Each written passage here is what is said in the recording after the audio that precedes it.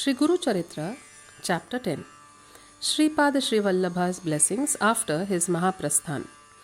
In this chapter, an account is given of how Shripada Shri Vallabha, even after the withdrawal of his avatar, that is, even after Mahaprasthan, continues to manifest and shower his grace on his devotees. An illustration is given how Shripada Shri Vallabha protected a Brahmin devotee by bringing him back to life after he was killed by dacoits. The same grace continues to be showered even now on whosoever seeks it. Namdharak entreated Siddhamuni to enlighten him further on the Leelas and Mahimas of Shripada Shri Vallabha, which are said to be occurring even after the withdrawal of his physical form as avatar. Siddha Yogi narrated the following anecdote, which is just one amongst the countless such occurrences. There was one Brahmin called Vallabhesh. He used to earn his livelihood in some small trade. He was an ardent devotee of Shripada and used to visit Kuravpur every year for the darshan and worship of the Guru Padukas enshrined there. Once he was planning to take up a new business venture which was fraught with considerable risk. He took a vow that in case he would succeed in the venture through Shripada's grace, he would feed 1,000 Brahmins at Kuravpur. To his joy, he succeeded in the venture and earned a handsome profit. In order to fulfill his vow, Vallabhesh set out to Kuravpur, taking along with him quite a sum of money for spending for the proposed feast. A group of thieves learnt of his journey and followed him. They told the Brahmin that they also were devotees of Gurunath and visited Kuravpur every year for the darshan and worship of the Padukas. Vallabhesh believed them and felt happy that he had good company for the journey. They halted in the forest for rest in the night. The Brahmin fell fast asleep.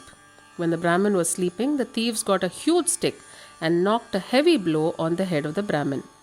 The Brahmin opened his eyes, writhing in pain, and felt aghast to see his companions trying to kill him.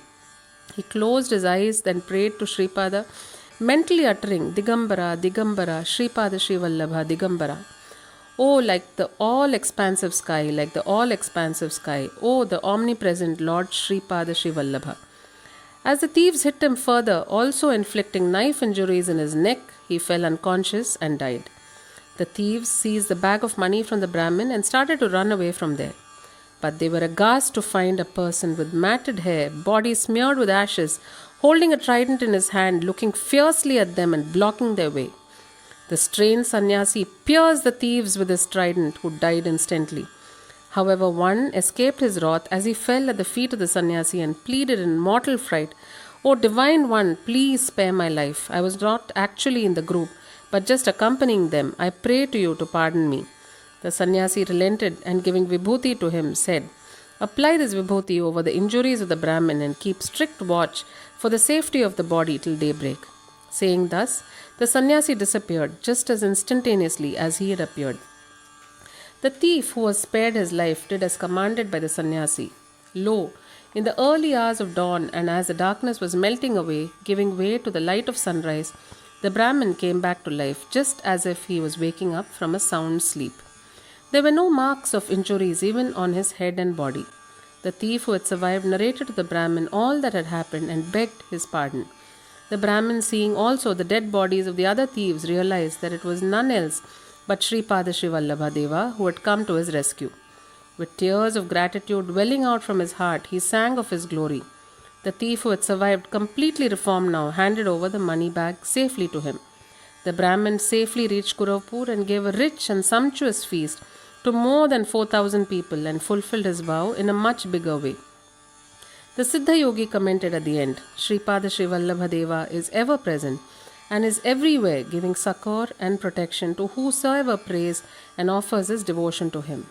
Thus ends the 10th chapter of Shri Guru Charitra, which describes Bhakta Sankata Haranam, glory to the all-merciful, the omnipresent and the ever-responsive Gurunath.